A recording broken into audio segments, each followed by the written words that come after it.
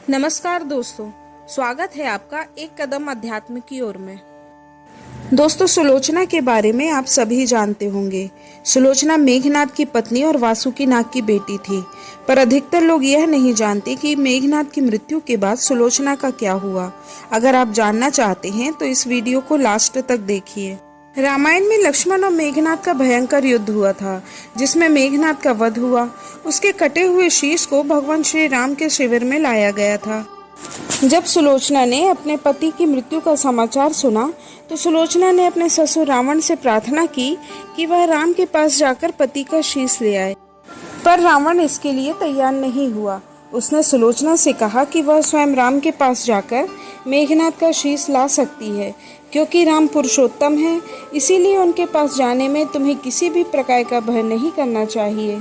लक्ष्मण जिस समय युद्ध भूमि में जाने के लिए तैयार हुए, तब राम जी ने उनसे कहा, लक्ष्मण, रण में जाकर तुम अपनी वीरता और रण कौशल से रावण पुत्र मेघनाद का वध तो कर दोगे, इसमें मुझे कोई संदेह नहीं है, परंतु एक बात का विशेष ध्यान रखना कि मेघनाद का मस्तक भूमि पर किसी भी प्रकार से ना गिरे, क्योंकि मेघनाद एक नारी व्रत का पालक है और उसकी पत्नी परम पतिव्रता है।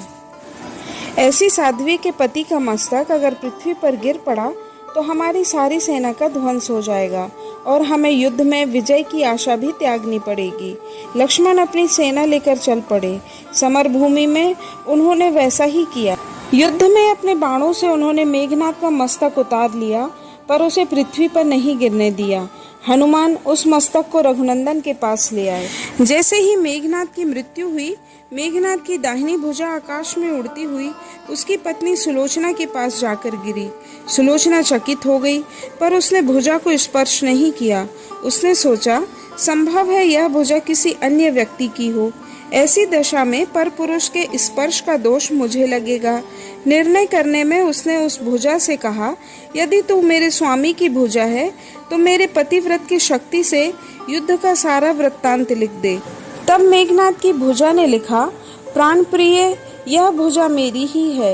युद्ध भूमि में श्री राम के भाई लक्ष्मण से मेरा युद्ध हुआ। लक्ष्मण ने कई वर्षों से पत्नी, अन्न और निद्रा छोड़ रखी है। वे तेजस्वी तथा समस्त दैवी गुणों से संपन्न हैं। संग्राम में उनके साथ मेरी एक नहीं चली। अंत में उन्हीं के बाणों से मेरे प्राणों का अंत हो गया। मेरा शीश श्री राम के पास है। जब सुलोचना ने यह पंक्तियां पढ़ी तो वह बहुत ही व्याकुल हो गई। पुत्र वधू के विलाप को सुनकर लंकापति रावण ने आकर कहा, शोक न कर पुत्री, प्रातः होते ही सहस्रों मस्तक मेरे बाणों से कट कट कर पृथ्वी पर लौट जाएंगे। मैं रक्त की नदियां बहा दूंगा। करुण चीत्कार करती हुई सुलोचना बोली, पर इससे मेरा क्या लाभ होगा? सहस्त्रों नहीं करोड़ों शीश भी मेरे स्वामी के शीश को जिंदा नहीं कर सकते। सुलोचना ने निश्चय किया कि मुझे अब सती हो जाना चाहिए। सुलोचना अपने पति का शव लेने के लिए राम जी के पास गई। सुलोचना के आने का समाचार सुनते ही श्री राम जी खड़े हो गए और स्वयं चलकर सुलोचना के पास आए और बोले, देवी, तुम्हारे पति विश्व के महान योद्धा और पराक्रमी थे। उनमें बहुत से सद्गुण थे, किंतु विधि की लिखी को कौन बदल सकता है। आज तुम्हें इस तरह देखकर मेरे मन में पीड़ा हो रही है। सुलोचना भगवान की स्तुति करने लगी। श्री राम ने उसे बीच में ही टोकते हुए कहा, देवी, मुझे लज्जित ना करो। पतिव्रता की महिमा अपार है, उसकी शक्ति की तुलना नहीं है। मैं जानता हूँ कि तुम परम सती हो। तुम्हारे सतीत्व से तो विश्व भी थर्राता है। बताओ कि मैं तुम्हारी किस प्रकार सहायता कर सकता हूँ।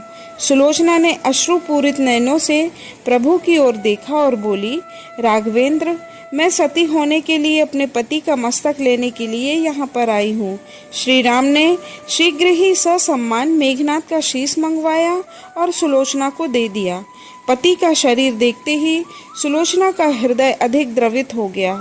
उसकी आंखें बड़े जोरों से बरसने लगी। रोते रोते उसके पास खड़े लक्ष्मण की ओर देखा और कहा, सुमित्रा नंदन, तुम भूलकर भी गर्व मत करना कि इनका वध मैंने किया है। मेरे स्वामी को धराशायी करने की शक्ति विश्व में किसी के पास नहीं है। यह तो 2 पतिव्रता नारियों का भाग्य था। आपकी पत्नी भी पतिव्रता है और मैं भी अपने पति के चरणों की दासी हूँ, पर दुर्भाग्य से मेरे पति पतिव्रता नारी का अपहरण करने वाले पिता का अन्न खाते थे और उन्हीं के लिए युद्ध में उतरे थे। इसी से मेरे जीवन का धन परलोक से धार गया। सभी योद्धा सुलोचना को राम के शिविर में देखकर चकित थे। वे यह नहीं समझ पा रहे थे कि सुलोचना को यह कैसे पता चला कि उसके पति का शीश भगवान राम के पास है।